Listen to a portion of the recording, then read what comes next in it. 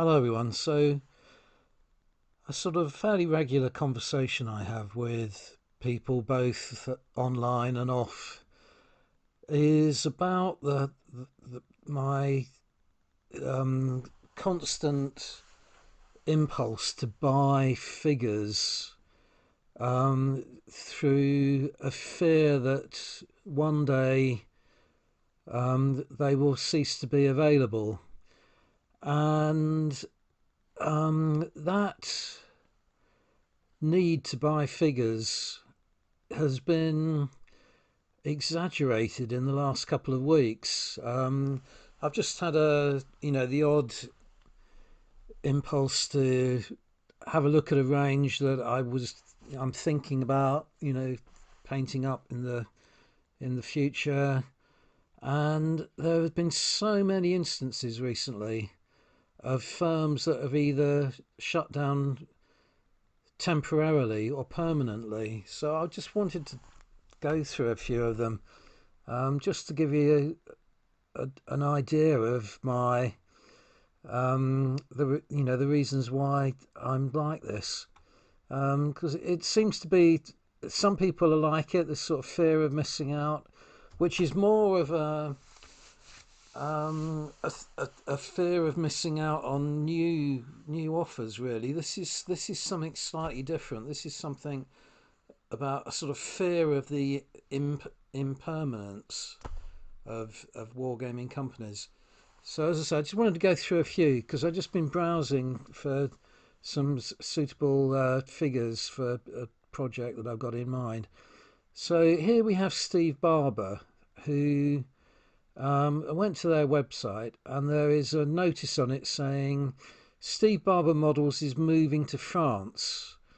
Um, I don't really want to go in too much into the possible reasons why he feels compelled to move to France. Um, but they're not taking orders at the moment. They're going to reopen in France in the autumn, so they're still going to be around eventually. But I'm less inclined to buy from them if they're abroad. Um, I have made some purchases recently from Europe, and you get stung for um, taxes, customs, and post office handling fees. The range, I like Steve Barber figures, but the range has become a temporarily unavailable, and b in the future will be a lot more expensive and difficult to get hold of. Um, as I say, I don't understand his reason. I don't see why his life is going to be any easier in France than it is in the UK, and why his business is going to be easier to run over there. Um, you know, it, I won't comment on that any longer. But another company is CP Models, who, as you can see, their website now says account suspended. Contact your hosting provider. So his website has gone down. Maybe that is, just a temporary thing again, and he needs to refresh his web page. Maybe he's moved over to just selling things on Facebook. I don't know, but I brought CP Models up straight after Steve Barber because CP Models do stock a lot of the old Steve Barber figures that Steve Barber themselves don't produce any longer. So that was a really nice fallback company to go to if I wanted some of Steve Barber's old ranges.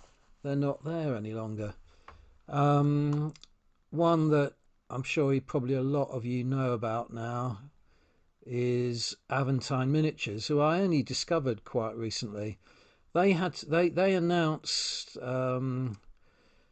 that some time ago now that they were closing the business in September 2025. So they gave a good notice. but then they just got overwhelmed with orders, people trying to buy their figures. Um, before they closed down permanently, they had to shut their shop down for a moment. But I've just noticed here that the shop has reopened. Um, I'm not sure when they reopened it. It must be fairly recently. In the first few hours, we received 2 weeks worth of casting. So they're getting deluged again. So as I say, it's just another one that I'm sorry that I only discovered Aventine late in the day. Um, I Fortunately I made a big purchase from them just prior to this announcement, so I'm not going to make any more purchases from them. But it's another example of another company that seemed to have gone out of business. Um, there, who else is there? There is another company. I was thinking of getting back into 6mm Napoleonic wargaming, and there was a really nice. I did buy a few, but it's not enough to make up an army. A few figures from this company, Grumbler Miniatures. Again, they've disappeared. They had really, really nice 6mm figures. Um, Probably didn't survive because of the predominance of other 6mm ranges in the marketplace. Um, Great pity though, because to my mind, Grumbler Miniatures were better than anything else. I just couldn't. I haven't got around to painting, and it was several years ago that I bought the figures, but I haven't got around to painting any of the figures that I purchased from them. Had I known that they were going to go out of business or close down or whatever they've done, and again, it might be a similar thing that they're in between web pages. It doesn't look like it though. But had I known, I would have put it in a massive order so that I had enough to last me a lifetime. But they've gone. Another company that I haven't even got in my folder of favourites is a company called Aventine Miniatures. Let's just find them by searching for them on Google. This site can't be reached. So is that that they have just gone over to Facebook? Possibly.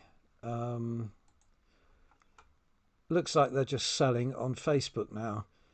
I'm not gonna join Facebook. It took me months to close my account down with Facebook, which I did about the time, if you remember, Cambridge Analytica scandal, um, and it was very, very difficult to actually leave Facebook. Thankfully, I found, or I was shown, an article in the Independent newspaper which went through step by step how you went about it. Most people just suspended their accounts, so which meant your data was still with Facebook. So there was still the possibility of them selling your data to interested parties.